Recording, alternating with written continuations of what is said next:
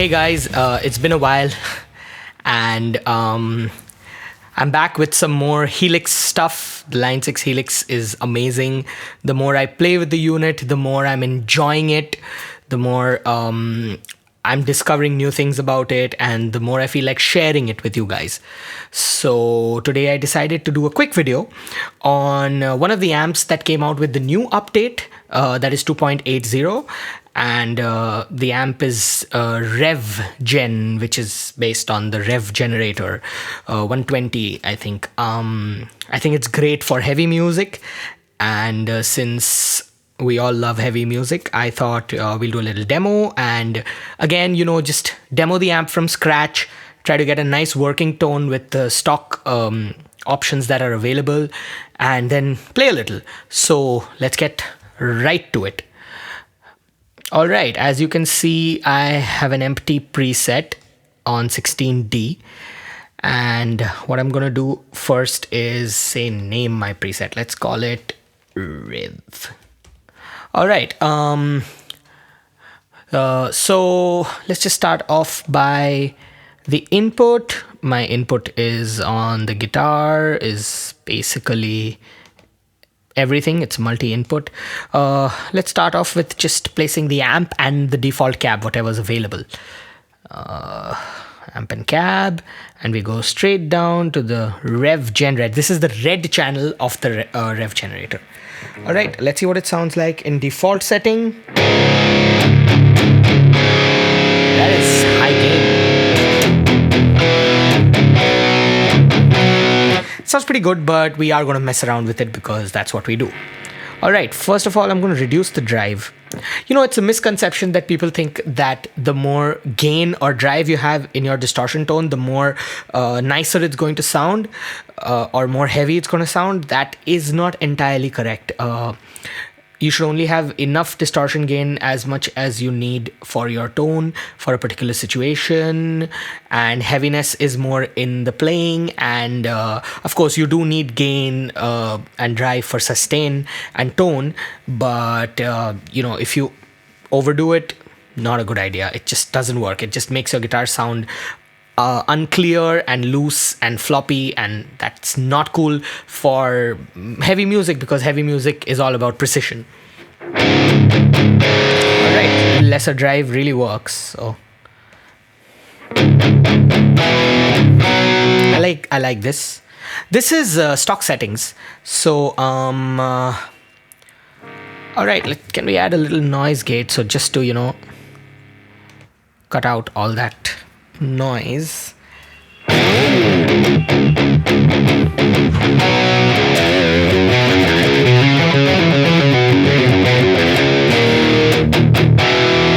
like it already.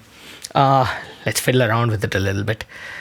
All right, we have our drive at 1.7, which is fantastic. I mean, that means this has the potential to go really, really high gain. So if you have low output pickups, it's awesome.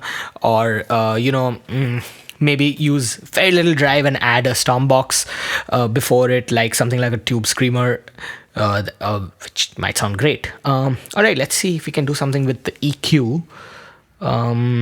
I kind of like it the way it is, but let's see if we can get it a little better. Maybe increase the low end a little bit, put that to 5.2, increase the mid to say about 6.8, treble, maybe a little more presence. All right, yeah, maybe turn up the master to get that tube going a little bit. Channel volume can stay where it is, it's cool. Oh, all right, so they have this thing called resonance and aggression. Now, I haven't played Revv myself, like a physical copy, so let's just see what it does. I think I have used a resonance feature in other amps. I think it just adds more to the tube saturation or something. I like it where it is. Let's see what aggression does. There's 0, 1, and 2. So let's see what 0 aggression does. Definitely had an effect on the gain. Let's see what 1 does.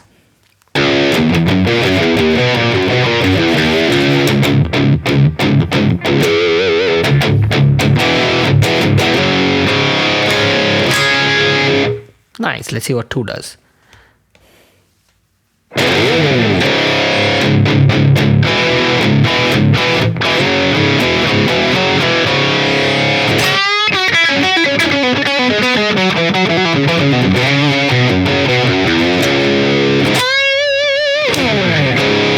I can definitely feel it. I don't know how much you can hear it. I can hear it. I'm sure you guys can as well. Definitely feeling more aggressive.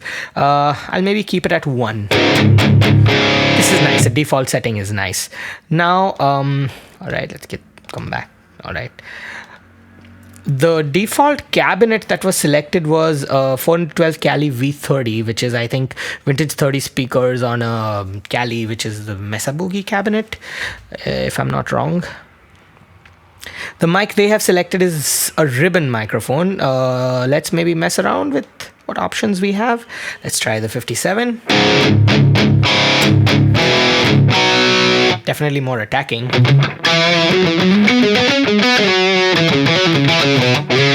I want to see how the XXL cabinet might sound with this.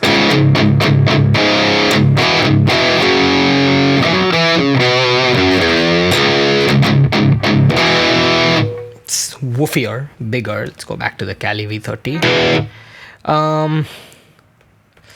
I want to try maybe the 409.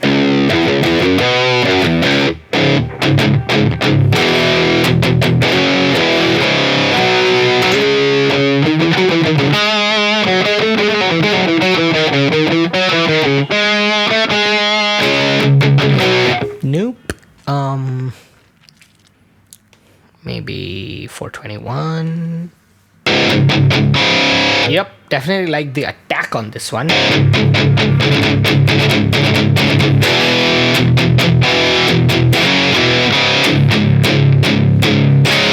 Definitely chugs. Maybe the high cut. This is a fun thing. If you give a high cut at around somewhere around 5.5, 6, because the guitar cabinet doesn't really go beyond that area, you can actually pump up the presence and treble and get like a nicer sound. Now, if we go back to our amp and say increase the presence, so you cut out some of the fizz and you can still have that in your face sound, and I love doing that. It's a quick tip. If you're using cabinets, especially the stock cabinets, a high cut is very, very important.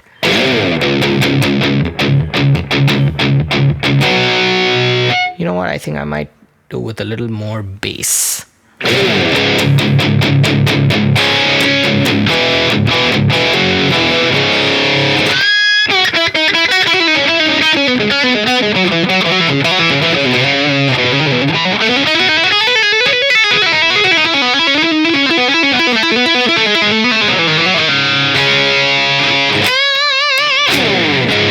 I love it. I mean, this works great as far as say a rhythm tone is concerned. Yep. It chugs. It's got that bite. It's lovely. Let's save this in snapshot 1 for sure. Just hit save twice. Yeah, and let's try a solo tone on snapshot B. Or 2. All right. So the same thing has copied over to snapshot 2. I mean, it's reflecting the same settings because we haven't made any changes yet.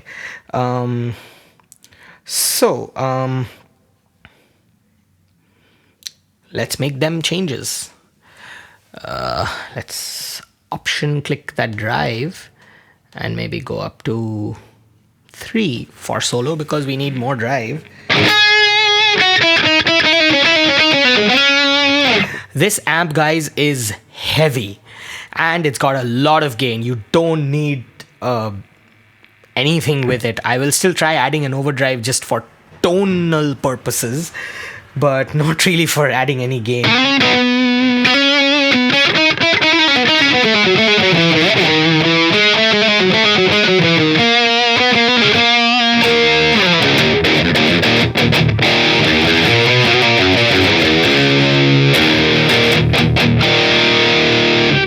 works. Maybe push that mid up a little.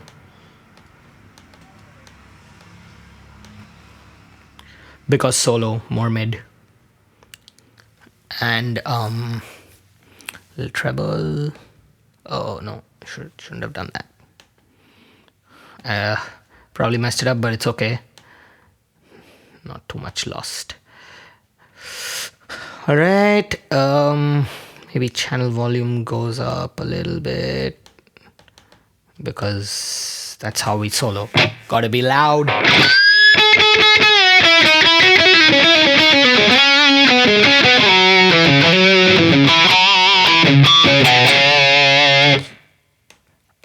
Maybe try more aggression on the solo. Let's see. Definitely, that works for me.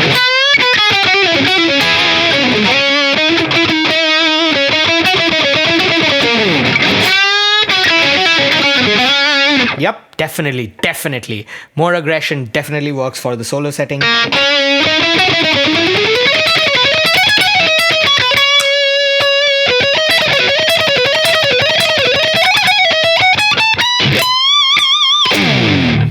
Yeah, love it. All right, yeah, that's great. Let's option that as well. So we have the changes. Let's save that to our snapshot 2. So 1 has different settings, 2 has different settings, as you can see, and I don't know why I did that. All right, 1 has different settings, 2 has different settings, and that's great.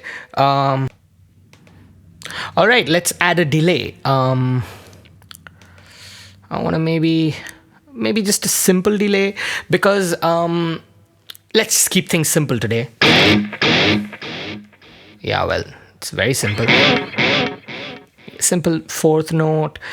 I like to keep my delay timings on time signature because then I can tap it on the Helix, it immediately reads, and it works because I don't have to set different tempos for different songs and use different patches. I can use the same solo patch and just tap my tempo, and it's pretty responsive and it almost always works. I'm gonna keep the trails on for sure. Maybe put the mix down a little, feedback up a little, and let's see how that sounds.